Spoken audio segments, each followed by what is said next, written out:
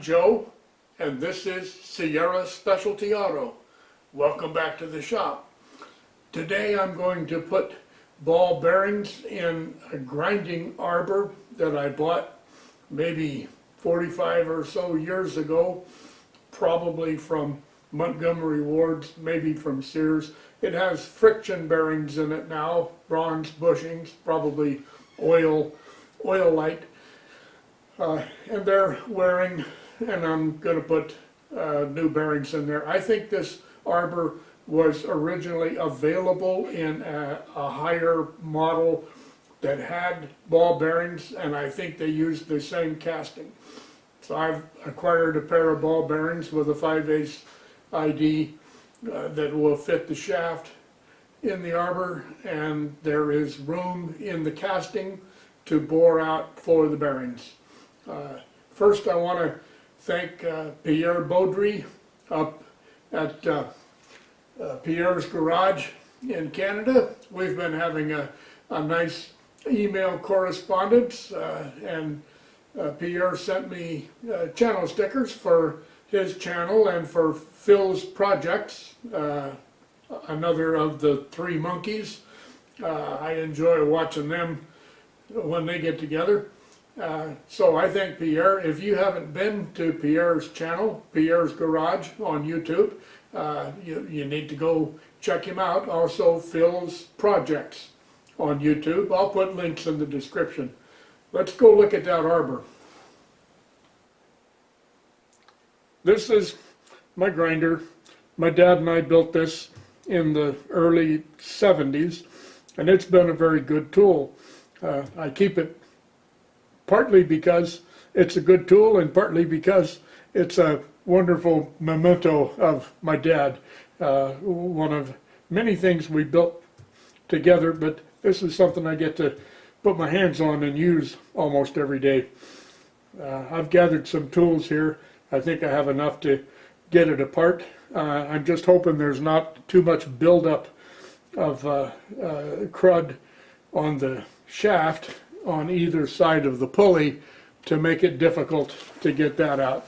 If it is, we'll just unbolt this from the base, which we're going to have to do anyway, take the pulley off with it, and then go to the vise and drive it out. Let's see how well we do.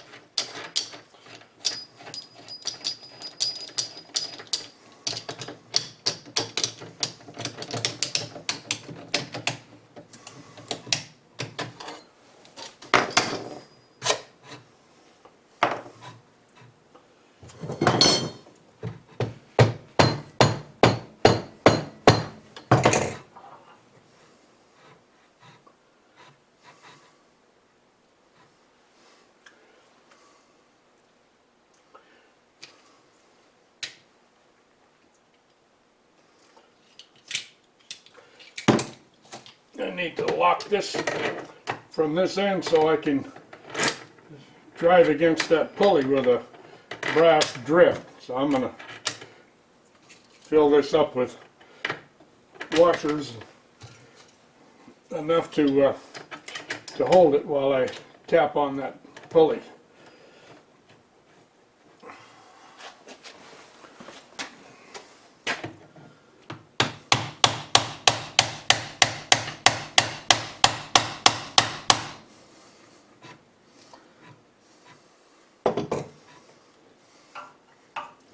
I would like to have seen a keyway in there under that pulley. I think that's part of my problem, is that I'm hanging up on the divot where the set screw dug into the shaft. We may add that to our project here in cutting a keyway for that.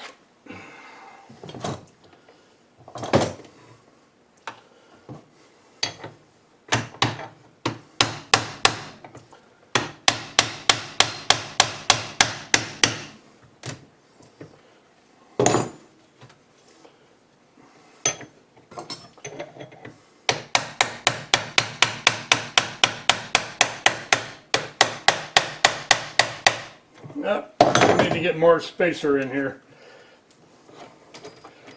Find a piece of tube. This will help.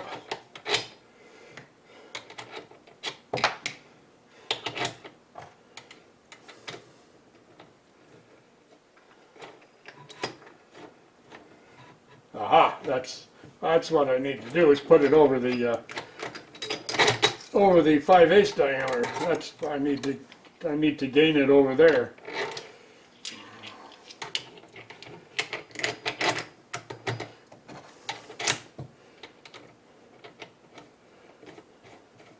Another one of those jobs that'll go a lot faster the second time you do it. That felt like it was pretty free there.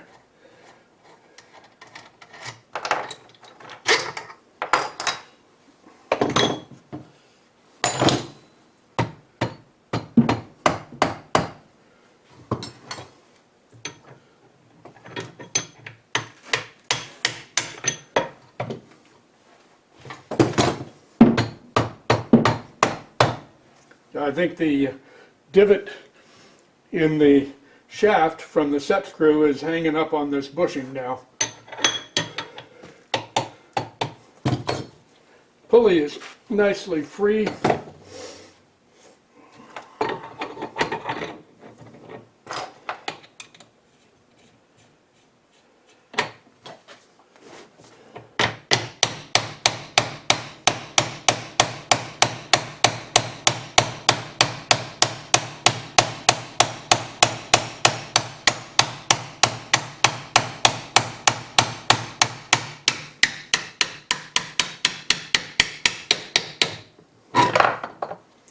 There we go.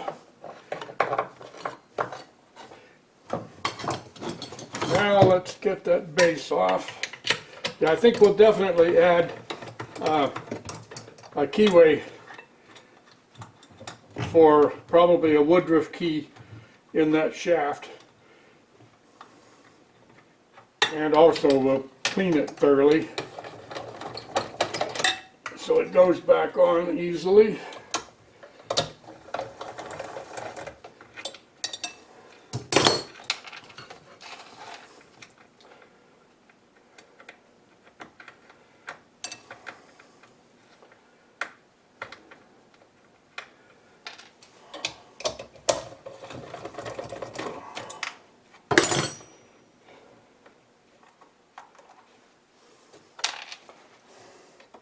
I think those carriage bolts will stay in there. Good opportunity to get in here and clean up. I was a little concerned about whether this might be machined on the bottom end. It is. Not a lot of contact area, but there is a full width band, 1/4 of an inch or so on either side adjacent to the holes, so I will be able to clamp and bolt this to the angle plate and have this surface parallel the bore. So now I'm going to clean up this part in the parts washer, and we'll meet over by the milling machine.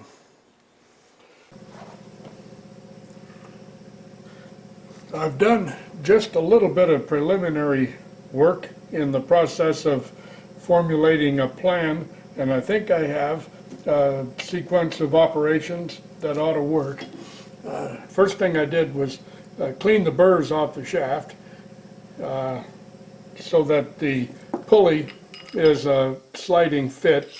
The shaft is a little bit small. It's about 0.6225, about 2.5 thousandths small for the full length, even where it rides in the bushings. So that's encouraging. There's very little wear there. It is small enough to be a looser fit than I care for in the bearing. So I will be putting some low strength Loctite on here, or I may, and I haven't decided which yet. I'll I'll make that decision a little bit later. I may cut sleeves. I have brass tube in the appropriate diameter, 5/8 ID. I may cut sleeves to go on either side of the pulley and bear against the inner race on either side, so that when I tighten the wheels on, the abrasive wheels, wire brushes, that they bind the inner races tight and lock them together so that they are forced to turn with the shaft, so that all the motion is taking place between the inner and the outer races. But again, I'll make that decision when I get to it.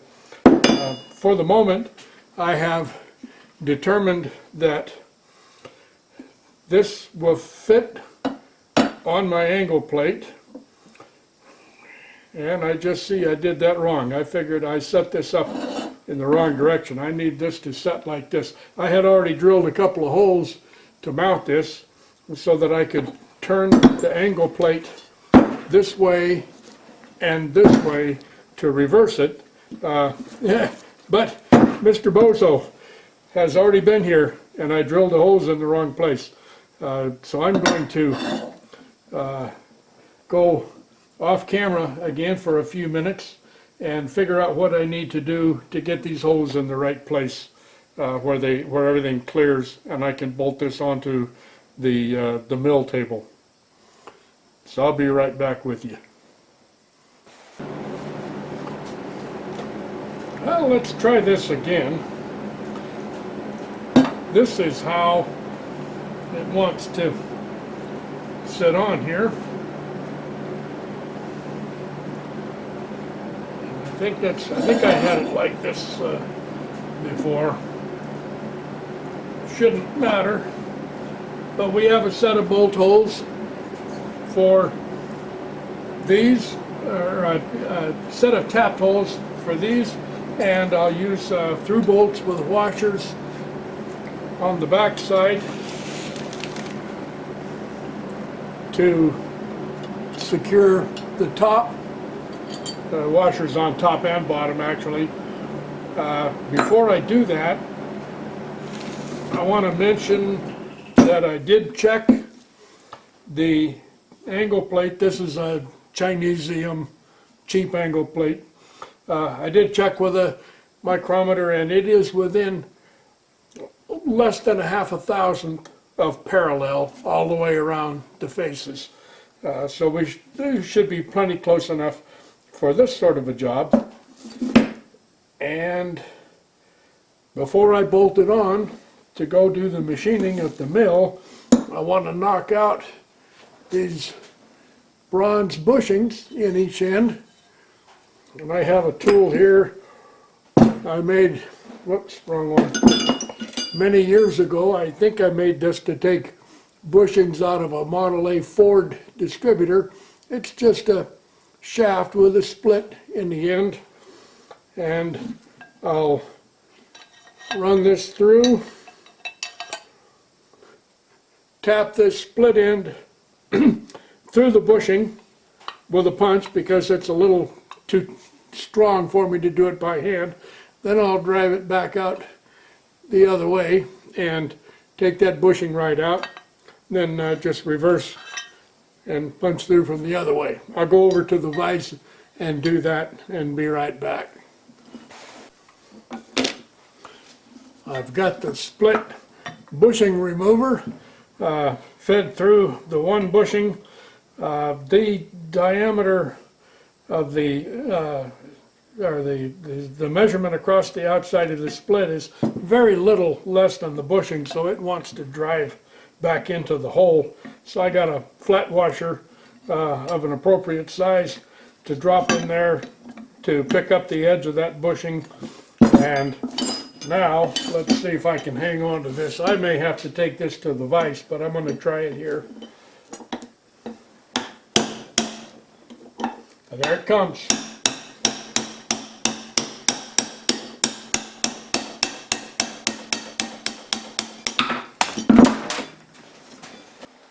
And the washer went flying too. Now I can take that back the other way, reverse the process, and get the other bushing out. These are easy to make tools, shop-made tool, and they work great for removing bushings. Just make it for the size you need out of any kind of a piece of stock you have laying around.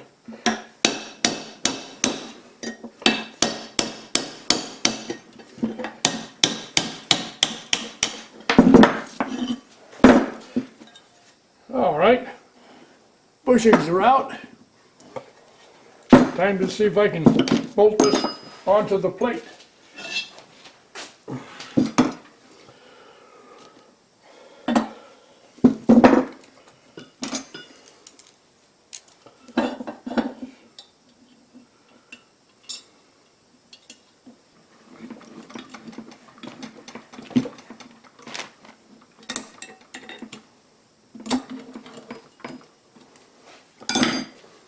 Alright, I'm going to add a couple of bolts. Where am I? Yep, I'm going to add a couple of 1/2-inch nuts and bolts to have a place to clamp. Okay, well, 1/2 inch here and 7/16 on the other hole, to give myself a place to add some clamping pressure to hold this in place on the mill. Let me go get some more hardware. Alright, I'll get those tightened up, and next stop will be the milling machine to get this bolted down and see if we can get this registered in line with the quill. I think I'm fairly close to having this set up. I've got actually a broach plug right here with the slot coming around the hold down bolt, and a clamp onto this bolt head that I put in. Back here I've got a standard block and strap set up to the lower web on the block.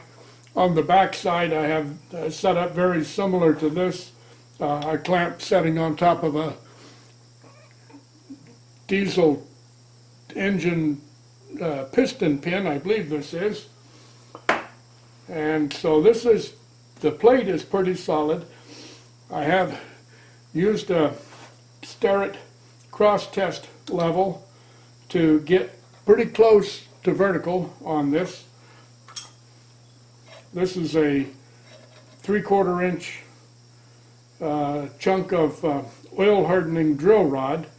I'm going to put that in the collet in the mill and tap this around so that this will slip nicely down in this bore. This bore is a very good 3/4 inch exactly, and I've sanded the bottom end of this pin down with abrasive cloth to about 1/2 thousandth under 3/4, and so it goes in nicely to there, but then becomes an interference fit, or so close a fit that I can't push it in and out by hand, and I don't want it any tighter than that.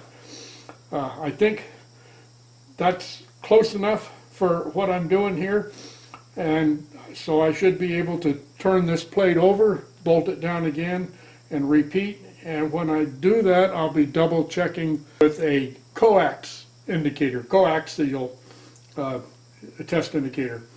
So I'll move this over and be right back.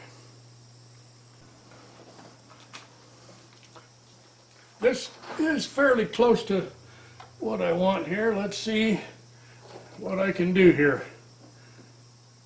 This will be just a little fiddling back and forth with the dials, trying to find a neutral point. So that'll start in, and there it is. But it's dragging.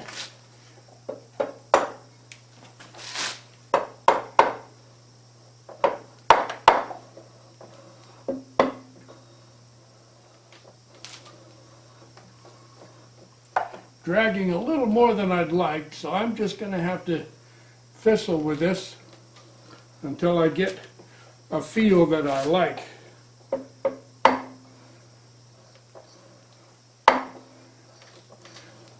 There is the potential issue, these machined faces on the back may not be exactly parallel with the bore, so I may have that error in here that I can't do anything about with this setup, but I can get, so I can't adjust it this way, but I can adjust it this way. That doesn't show.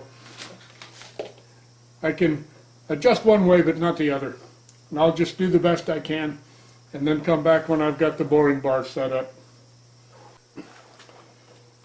Before I put the boring bar in, I set up the coaxial indicator and was able to confirm that the parallelism is off a little between the bottom of the Arbor and this bore. When the coax indicator is zeroed on this bore, I'm a little off at the bottom of the bore, in line with the vertical center line of the Arbor, which tells me that it is cocked a little bit on the plate. In order to correct for that, I would have to shim either under the plate, the angle plate, or under the Arbor, but the error is only a couple thousandths of an inch. At the far end, it's only going to be maybe 5 or 6 thousandths, and I'm just going to consider that I'm changing the center line to match the bottom. I've got plenty of meat to do this, and when I flip it over, I will be using a long tip on the coaxial indicator to register on this bore rather than the one below. So I will pick up this new center that I'm making and transfer it to the other side. Right now I have the table set so I can run the power feed and stop 340 thousandths below the surface, which is the thickness of my bearing. The bearing is nominal 1 3/8 and measures very close to that. It'll set on here. I will use the dial indicator to check the diameter until I'm out within about 5 thousandths, and then I'll change over, start using the Intramic, the Brown & Sharp Intramic.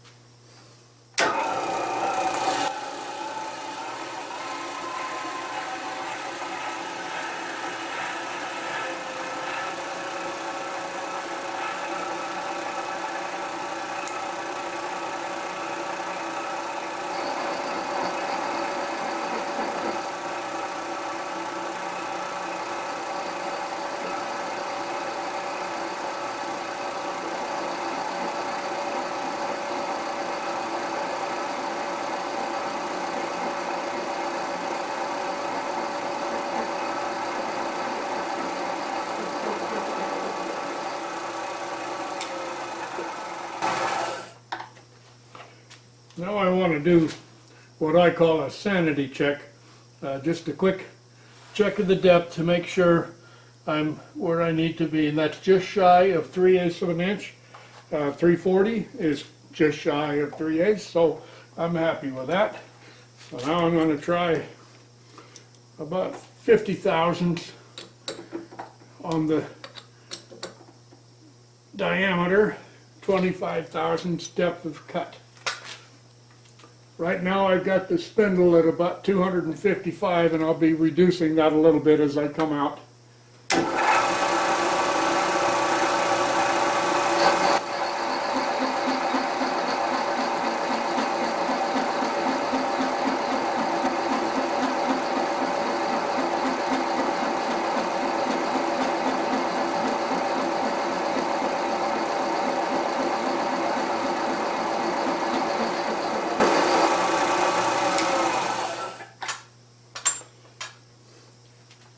Sure would be nice to have an indexing boring head, automatic, but those are not in my budget.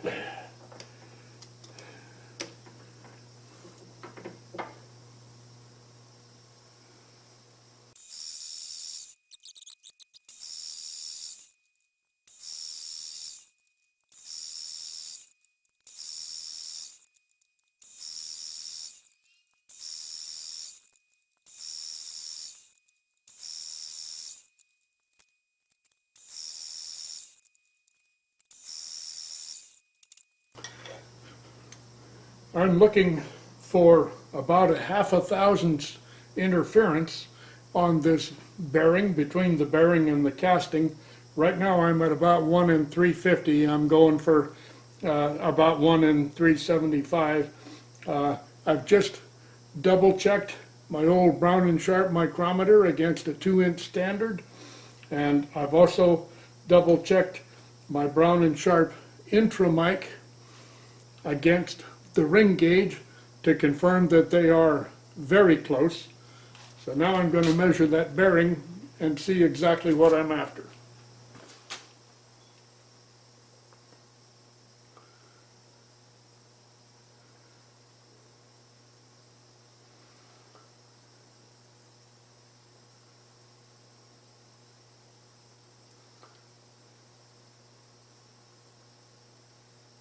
That might be about 3/10 under, according to this micrometer.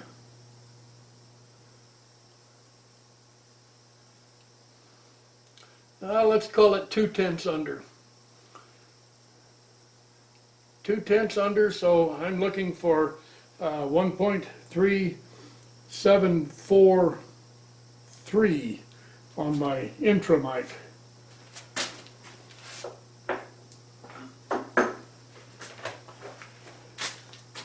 One more check with the dial caliper to tell me that I am at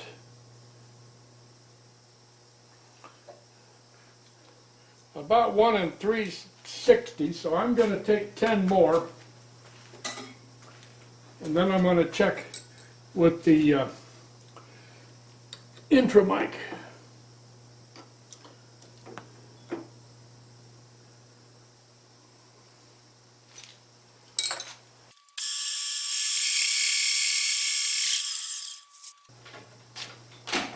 Now we're getting close to sphincter pucker time, and I have to decide whether I want to move the table or lower it. I think I'm going to lower it. I'm going to reset my dial ring to 0 and go down enough to clear. There's 1, 2, 3, 4, 5, 6, 7, 8, 10, 11, 12, 13, 14, 15, 16, 19, 20, 21, 22, 23. 23 turns.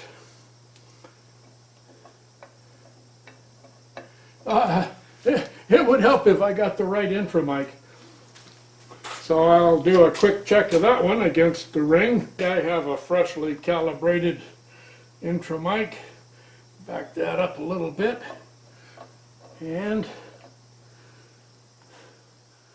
I'm looking for 1 and 374.3, and I have 1 and 370, just about perfect, straight up 1 and 370.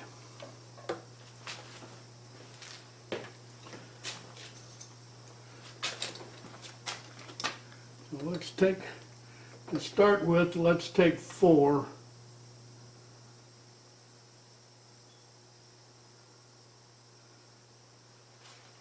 We're down in the fine hair splitting category now. And then I have to come up 1, 2, 3, 4, 5, 7,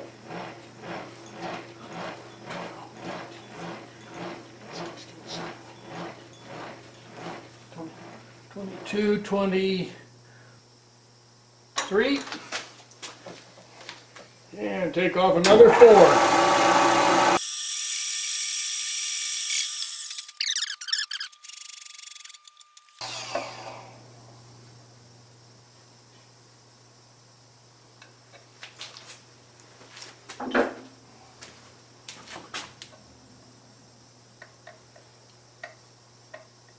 I can almost get that started in there.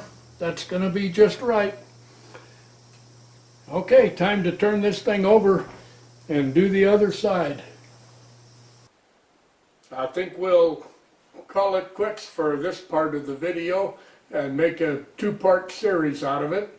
My wife tells me dinner will be on the table before long, so we'll come back tomorrow and flip that angle plate over and start working on the bore for the other bearing.